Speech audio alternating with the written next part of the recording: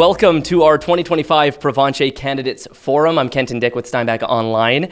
For the upcoming federal election, which is on April 28th, we have 5 candidates registered, and in alphabetical order by last name, they are Ted Falk with the Conservative Party of Canada, Noel Gautron with the People's Party of Canada, Trevor Kirczenow with the Liberal Party of Canada, Blair Mahaffy for the Green Party of Canada, and Brandy Schmidt for the New Democratic Party.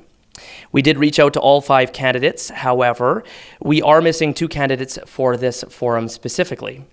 According to Ted Falk's campaign office, his campaign calendar is very full and he is unable to attend. And though we invited Brandy Schmidt through the NDP office, we did not receive a reply.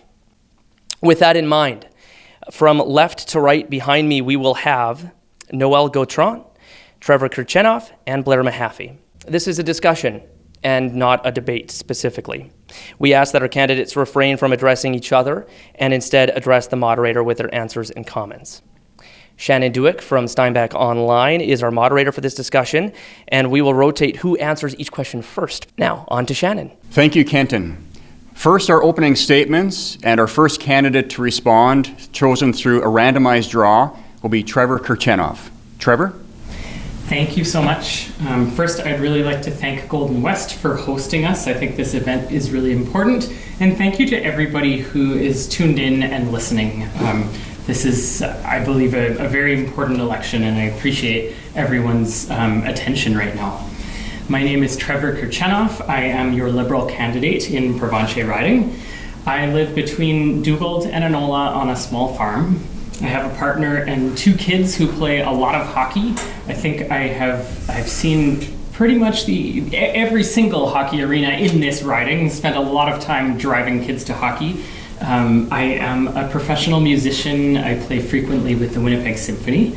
But I also have experience in a lot of other areas. I have done work in health research, and I also have a degree in political science. I have a very difficult last name, which I would like to explain where that comes from.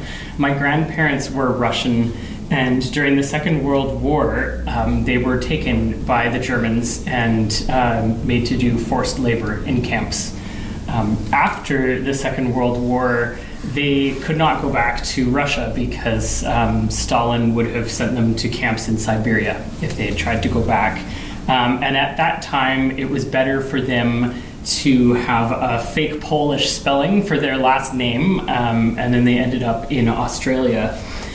I think that many of us in this riding have a family history like this, a family story like this, where families had to move and find a place where they could be safe, where they could practice their religion freely. And something that I really appreciate about our Canadian society is our respect for tolerance and diversity. I am a hard worker who can get things done. If elected, I will apply my work ethic and be a responsive, full-time member of Parliament for Provencher. Thank you. Thank you, Trevor. Blair? Hi, thanks for inviting me here. I'm really glad to be here. It's a long drive from my home at West Hawk Lake, but it was very worth coming in to take part in this really important discussion about our political situation here. I lived in Lorette for 20 years, so Steinbach in the area is very familiar to me. And this is a big riding. There's lots going on here. I am a software developer, but my political interest started when I was in high school, and I had a teacher who sent us out to work on campaigns. And I actually had to go and choose a campaign to work on. I worked on Sidney Spivak's campaign for the Progressive Conservatives. The teacher was Sharon Carstairs, who some of you might know went on to be a Canadian senator. So I started off pretty young with this influence, and even though I'm in a very technical field, I've always been interested in politics. Living out in the woods like I do, I'm very focused on environmentalism. I care about the land and the water. I think we need to be talking about sustainability issues. Very much into democratic reform, which is giving voice to as many people as we can and bringing people together to work on solutions that work for as many people as we possibly can. Thank you, Blair. Noel? Thank you and good afternoon. I'm Noel, your PPC candidate for Provencher. We're entering a period of change, both nationally and internationally, and as a good portion of you have told me at the door and through our various conversations, that change can be very troubling. Thankfully, we live in a country where it's possible to shape and mold it. It's with that in mind that I'm participating today. A bit about myself. Truck driver locally to Deschines. Family's been involved in politics for a great many years. My grandfather in the late 1960s actually was a campaign manager with the Liberals, if you can believe that one.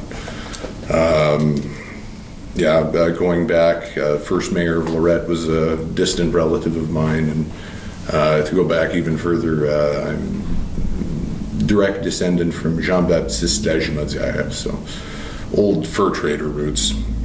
With that being said, thank you all for taking the time to listen to us today. Thank you, Noel. Our first question, what do you think should be done to tackle the rising cost of living in Canada and southeastern Manitoba? And for this question, we'll start with Blair. Thank you.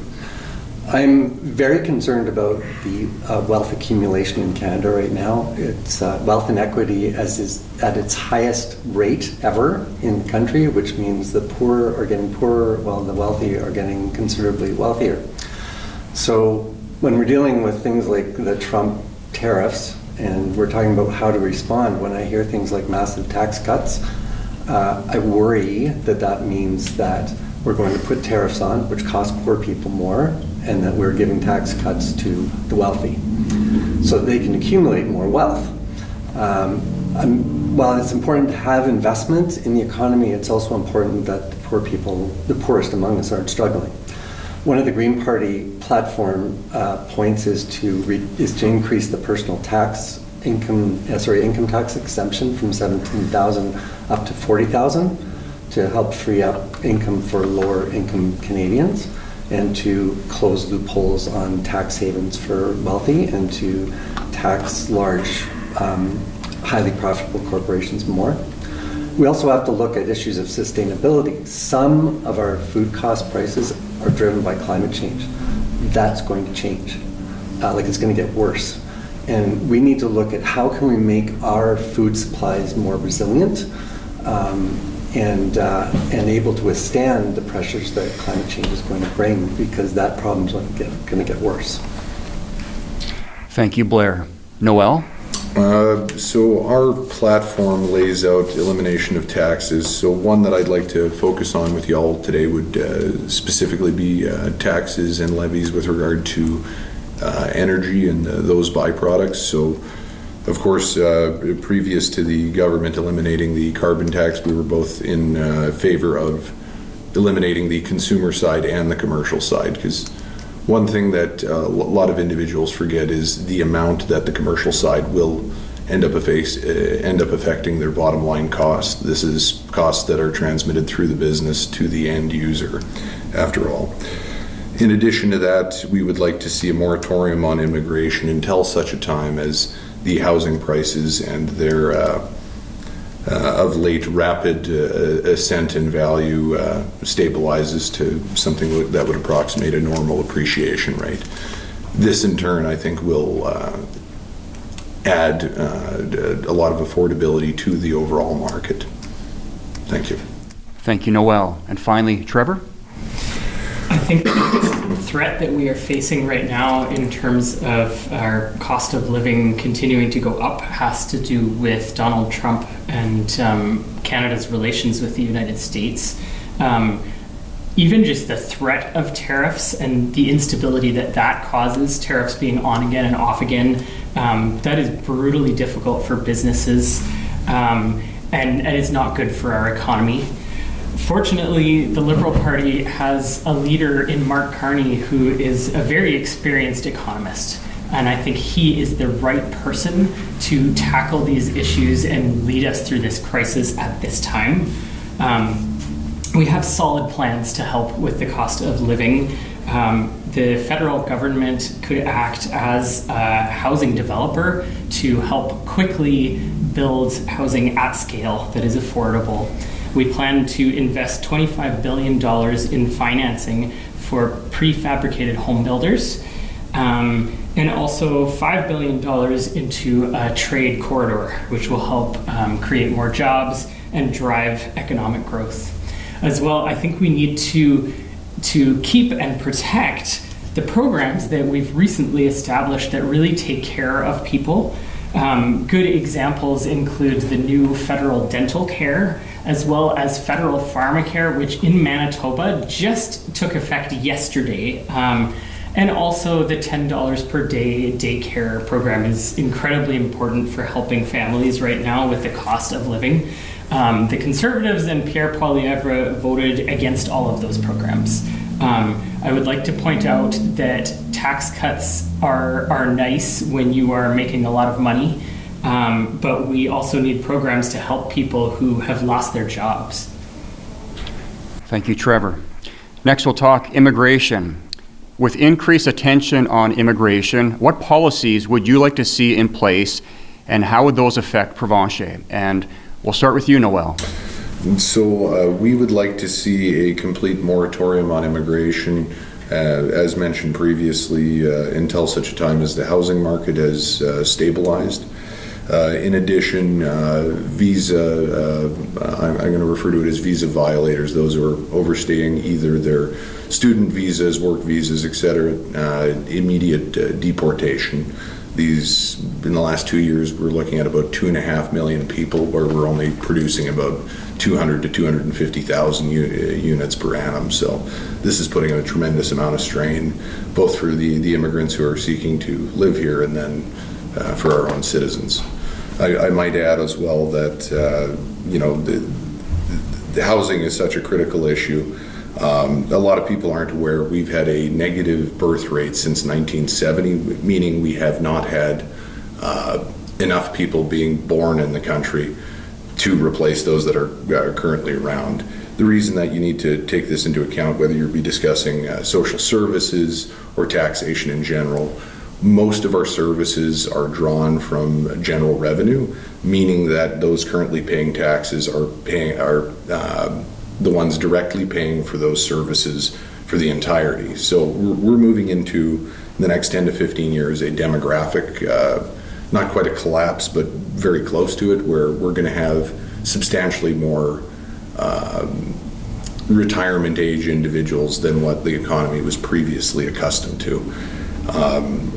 Now, some will tell you that immigration is the sure fix on this thing, and I would tend to push back. It's kicking the can down the road, because ultimately, if we don't get those natural birth rates back up to past replacement level, this is just a cyclical thing. Every 5-6 years, we need to bring in a new batch of taxpayers. So get off the treadmill. Thank you, Noel. Trevor. I think we have an opportunity right now with everything that's going on in the United States. There are a number of doctors and nurses who have become very uncomfortable with their situation in that country, and they're interested in coming to Canada.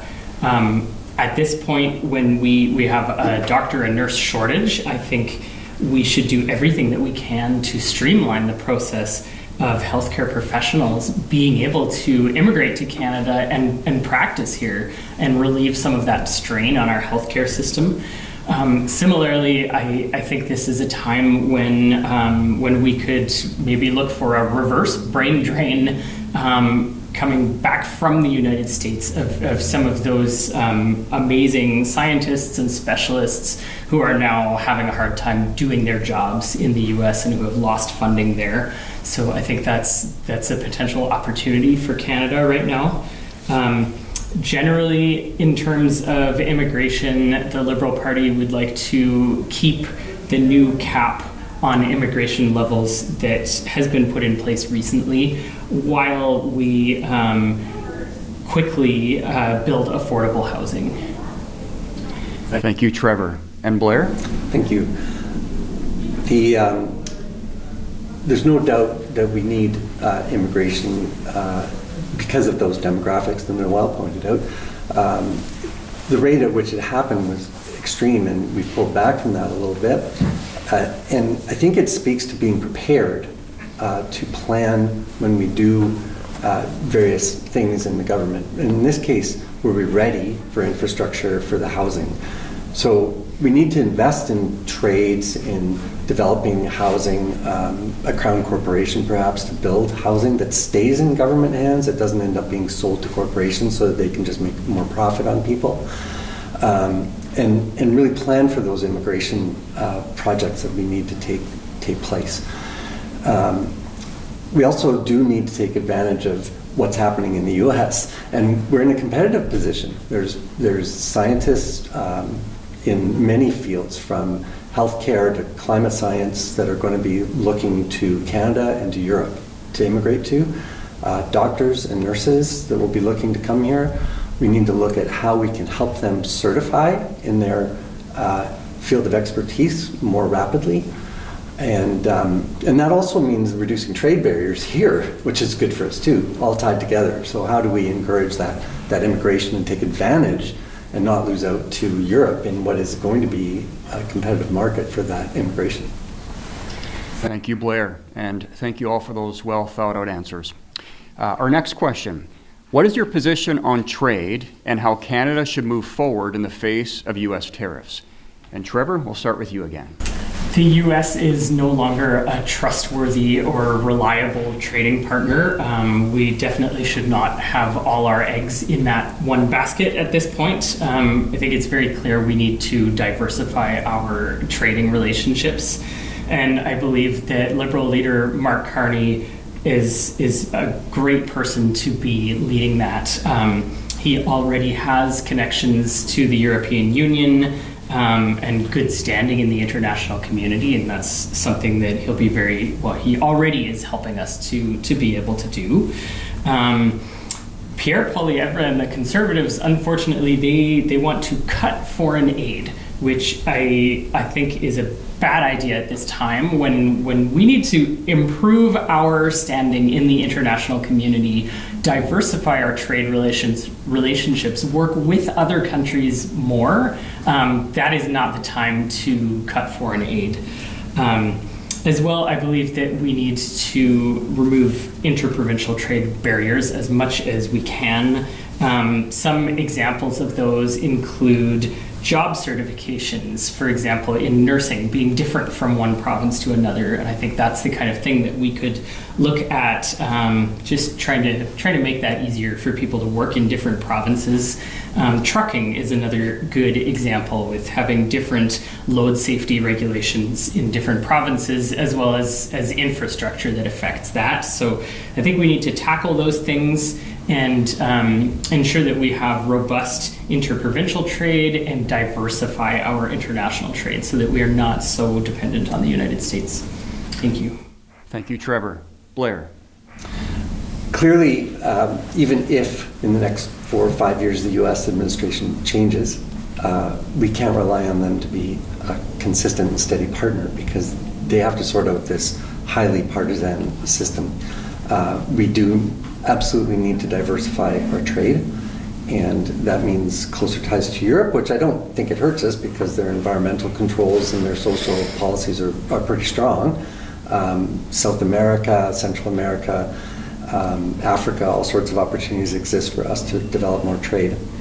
I am concerned about the narrative that's come out of particularly the CPC about let's build more pipelines.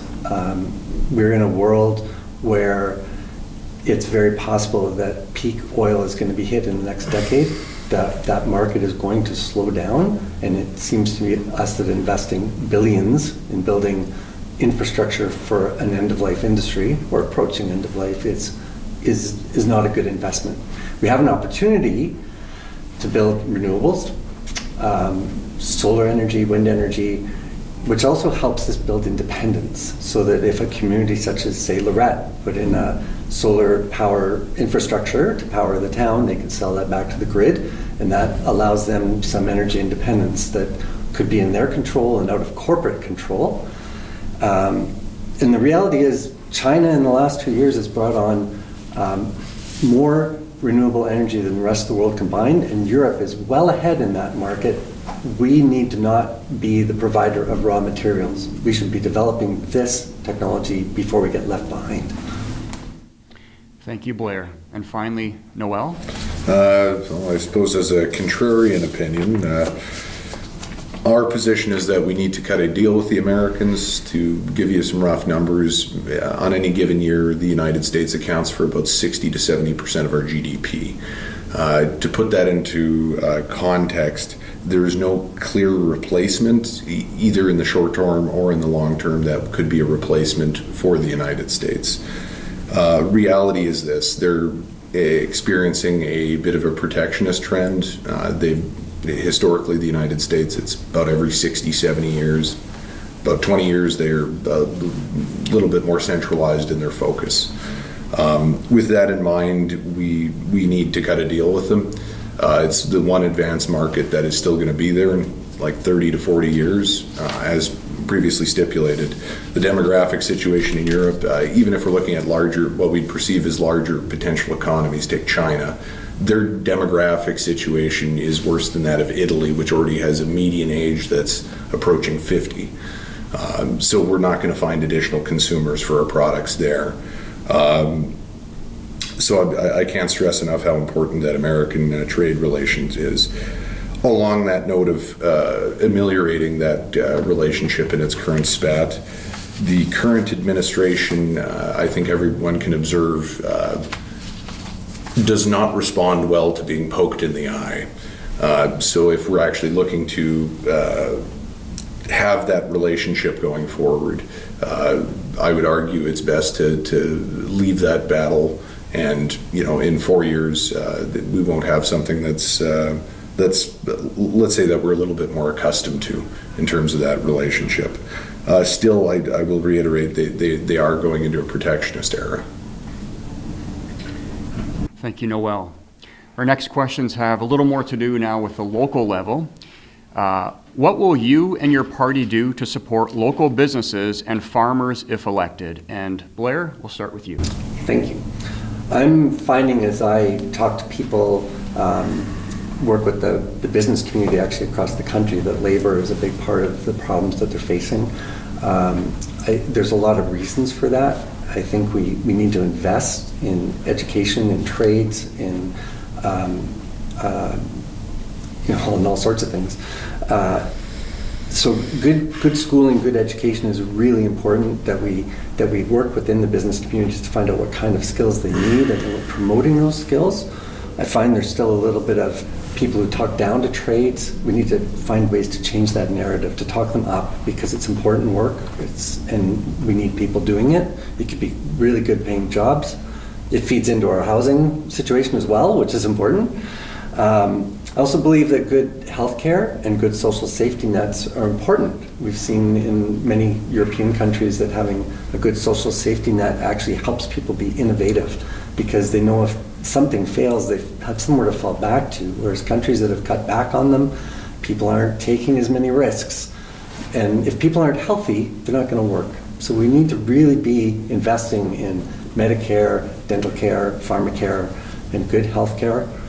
And then we also have the opportunity of green business, putting in heat pumps, installing solar panels. That creates opportunities for local businesses to get involved in that area. And I'd also like to protect small farming, to make sure that when a farm's up for sale, it's just not corporate land grabs, because that's driving family farms out of the market. Thank you, Blair. Noel? And this was mentioned as well previously, we need to find additional reliable trading partners. In combination with that is finding different avenues to get our product to market. Particularly for the agricultural sector, China is a big consumer, soybeans, lentils, what have you. And I know from speaking to a lot of the local farmers, they're frustrated at both trucking and rail costs. So, we would want to, along the same lines, I think as the Liberals and the Conservatives, something of a trade corridor where we might be able to move such products more effectively. In addition, I would say we need to come to the realization as well that because we're in the effectively the death spiral of globalism in terms of trade. The United States is pulling back that international protection that they've provided since the end of the Second World War. We're going to be inevitably moving into a more regional system, so in my mind this would then kind of lead me to believe that we should be looking in places like South America, the coastal areas of Europe, stuff that's easy enough for us to reach where there isn't as many safety concerns, because as soon as you cross the ocean into, say, China and a lot of the developing world, the reliability of security moving forward will be somewhat questionable.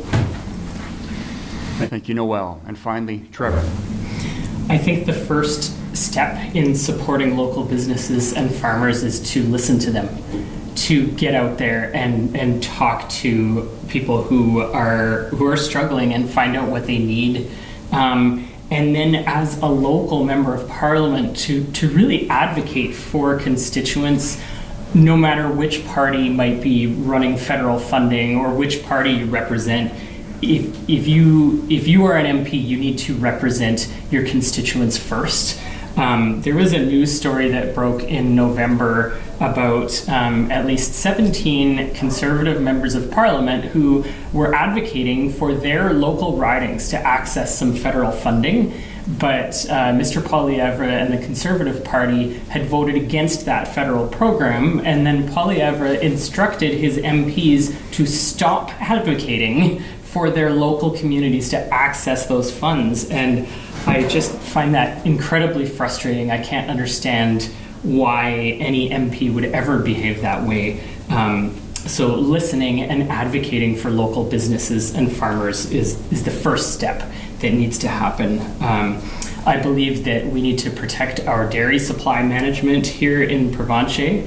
That's something that is potentially under threat from the United States. And certainly, even though it's a national issue, the top issue that I'm hearing about from voters and from business owners is over and over again our relationship with the United States and how that's affecting our economy. Our Liberal leader, Mark Carney, is well positioned to lead us through this crisis, and we have a number of plans for federal programs to help support local businesses and farmers. Thank you. Thank you, Trevor. Our next question. What are you hearing when going door to door? What are the residents of Provencher most concerned about, and how do you respond? And we'll start with Noel. As with, I guess, most of the other candidates, I've been hearing mostly about the cost of living. So this is in terms of people being worried about their children and their ability to afford houses now or, into the future. A great deal of concern on housing. As well, the trade relationship with the United States, as outlined, we'd like to see something move in a more positive direction without all the name calling the other leaders have tended to do.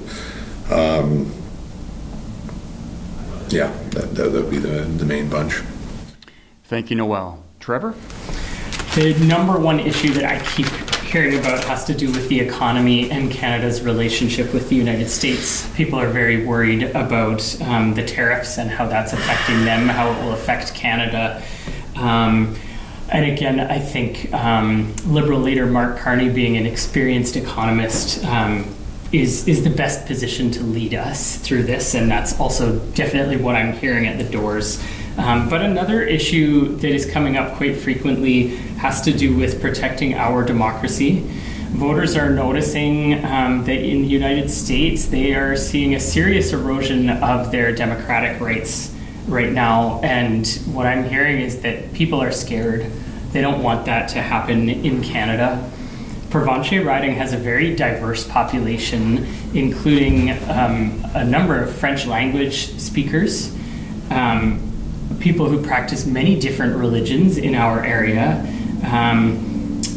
Indigenous voters, and people are also saying they're concerned about women's rights, and again that we're seeing the erosion of those rights in the United States, and that the Conservative Party in Canada has been parroting a lot of Donald Trump's language on those issues of individual rights and freedoms. And what I'm hearing is people are concerned about everything that's happening there, and they don't want that to be part of Canada. They want to protect our Canadian culture, what is unique for us here, and to protect our democracy. Thank you, Trevor. And finally, Blair. Absolutely, a lot of people are concerned about the cost of living and the situation with the United States. That's a fairly common theme, but there's lots of different themes popping up all over the place. I've heard a lot of people worried about the hyper-partisanship, but also in Canadian politics between the two major parties, and some people saying, well, why are we always forced to choose to vote against who we don't want? This harkens back to us really needing some electoral reform that we were promised in 2015 and didn't get, and the Green Party is still a strong proponent of proportional representation so that the number of seats represent the number of votes. That helps bring us together to cooperate, to build better solutions when we can bring many voices to the table. It's a diverse riding, it's a diverse country, and we need those voices to work together. I've also, up in the Noel and Vivian area, the CO Sands silica extraction project is back in the news because they're wanting to get that going again, mostly under provincial control, but I think that from an environmental sustainability point of view, it has to be something the federal government is ready to look at. Removing restrictions on mineral extraction processes when your very water source is at threat, that's not a great idea. So we need to be watching that. I've been talking to some local farmers about concerns about family farms and how we protect them, and that's something I admit I'm not an expert on, but I would love to have more engagement in that process and understand how we do that. In the Whiteshell, the twinning of Highway 1, I guess to build that transportation corridor, but we're concerned about what's this going to do to the wilderness? What is it going to do to the tourism industry? So there's lots of things going on, and we need to all be coming to the table to work through this stuff. Thank you, Blair. We have one final question before we go to closing comments. Aside from the national topics, how will you advocate for Provencher if elected? And Trevor, we'll start with you. I think an important role of a member of parliament is to advocate for local communities to access funding. One good example of this is the proposed Armtech Recreation Centre, which, although it's proposed to be built in Oakbank, which is no longer in our riding, it's very close to the communities of Hazel Ridge and Cooks Creek and Enola, which are part of the riding. And if elected, I would be advocating for projects like that to receive federal funding so that they can finally go ahead. I think it's really important to advocate for every part of this very large, spread out riding. I have also heard from voters who are apprehensive about the CO Silica project. I was opposed to that when it was first proposed. I'm very concerned that sufficient study has not been done about how that project would affect our water quality. This is in the Enola and Vivian area, but the aquifer that is affected is incredibly large and serves many, many people in our riding. So that is an issue that I would definitely be watching out for locally if that pops up again. And in terms of accessing federal programs and funding, the Liberal Party has a plan to create some new national parks. I think it would be amazing if we could have a new national park in our riding. Our riding actually includes the Tallgrass Prairie Preserve, which is a very special and beautiful area full of endangered species. And the times that I have visited, I've been told that they barely have enough money to properly manage that area. So I think it would be wonderful to make that a national park that can have sufficient funding and also draw tourism to our area. Thank you, Trevor. Next, Blair. I like this question. How would I advocate for Provencher?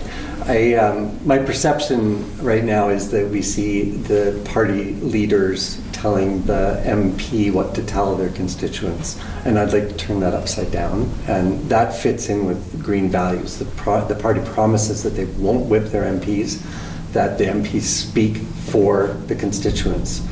And once elected, an MP speaks for all the constituents, not just the ones that voted for their color.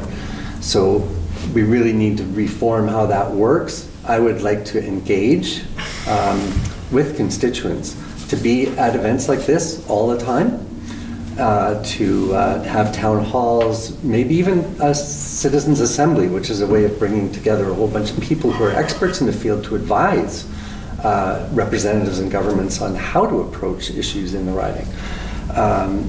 So I don't want to dictate what I would do, because I think my job would be to listen.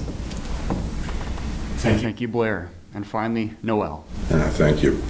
So I'd like to couch this, just to, I guess, share my overall view on where we stand as a party. At least it's my wish that the party never forms government.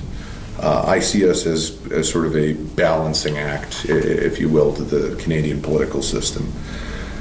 So with that being said, to advocate for constituents, it would be to hold the Conservative Party to account.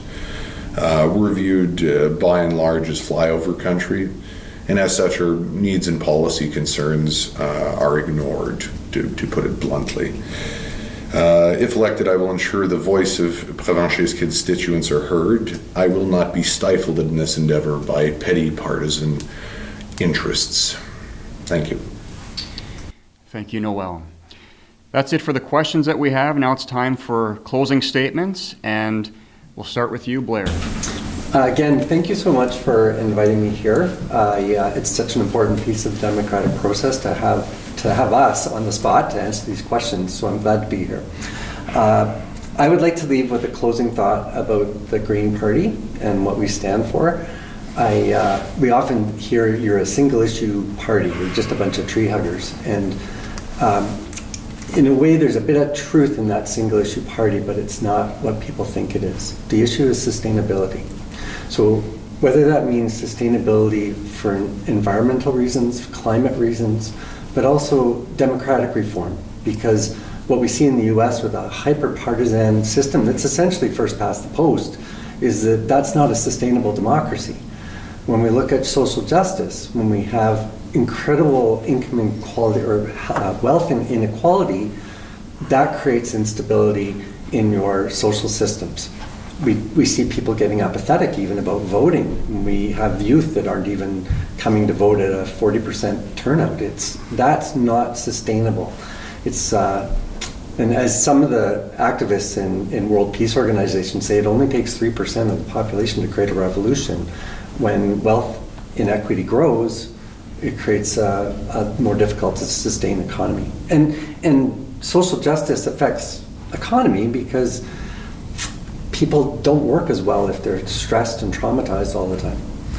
It means a sustainable economy. How do I make decisions in a changing world that are long-term? We've got a short-term issue with what's going on in the US and Trump, but we need to make sustainable decisions about what happens in the long term. A kid born today is going to be 75 years old in 2100. What kind of world are we leaving for them? And that's it. Thanks to both of these fellows for being here too. Appreciate it. Thank you, Blair. Noel, your closing statement. Thank you. In closing, I would like to say that the Conservative Party has lost its nerve. The soul that was inherited from the Reform Party is gone. Party bosses in Ottawa call the shots. As such, our voices here in Provencher are ignored. That's why I'm running, because we need a voice that can't be silenced and won't be controlled.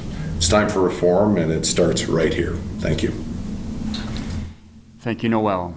And finally, Trevor, your closing statement, please. It is time for a change in Provencher. We have had the same Conservative MP for 12 years, and what I hear when I travel all over the riding is that he is typically not responsive and he doesn't show up. This is a perfect example of that. He is not here with us today. To be a member of parliament, you have to be willing to work hard. Democracy is hard work. To do it well, it requires having tough conversations. including with people that you might not agree with. You have to be willing to answer difficult questions. I am doing that work and I'm having those conversations. During this election campaign, I am making it to every part of the riding. I have had coffee with folks in Grunthal who think that we should become the 51st state. I don't agree with them. It was an uncomfortable conversation, I would say, for everybody involved, but I am willing to speak with everybody. I'm willing to show up. I had coffee with some farmers in Kleefeld last week who asked me fantastic questions. And to one of those questions, I didn't right away know the answer, and I think I might try to go back again next week because now I've done my homework. That is the work of democracy, is to respect the difficult questions, to try your best to answer them. If you don't know something, go home and learn about it and then get back to it. I want to share with the voters some work that I've done that I'm really proud of in diabetes advocacy that I think is a great example of what I am capable of doing. When my oldest child was 8 years old, he was diagnosed with type 1 diabetes, and I didn't know anything about diabetes at the time. I had no idea how expensive it could be, and I was shocked to learn that continuous glucose monitors were not covered in Manitoba at all. And so I set about to change that. I got together with a group of parents and people affected by type 1 diabetes, and we worked. We were persistent. We had meetings with MLAs from every provincial party. It didn't matter if we were speaking with a progressive conservative or NDP or Liberal. We worked with everyone. We asked the MLAs to prick their own fingers to learn more about diabetes and why we were asking for this coverage. And we were successful. That change happened. We worked together with everyone and had the necessary meetings with ministers, worked with the media, and that change happened. And now Manitoba does have that pharmacare coverage for continuous glucose monitors, and I'm incredibly proud to have been part of that. If elected as your member of parliament, I will throw myself into that type of hard work full time. Thank you. Thank you, Trevor, and thank you to the three of you for your answers today. Kenton, I'll turn this over to you. We would once again like to thank all of the candidates that took part in this year's Provencher Candidates Forum, and we'd like to thank you for participating in watching as well and being engaged in the election process. The upcoming federal election will take place on April 28th, which of course is very shortly. For all things Provencher, you can go to steinbachonline.com or open the Steinbach Online app, click the menu button, and then scroll down to the Federal Election 2025 page that's under Features. Obviously, we've told quite a few election stories already on steinbachonline.com. All of them are tagged, and all of them end up on that page as well. So you can kind of scroll through there and see any of the stories that we've told since the beginning of this election process. So get out and vote, and share this 2025 Provencher Candidates Forum around. Thanks.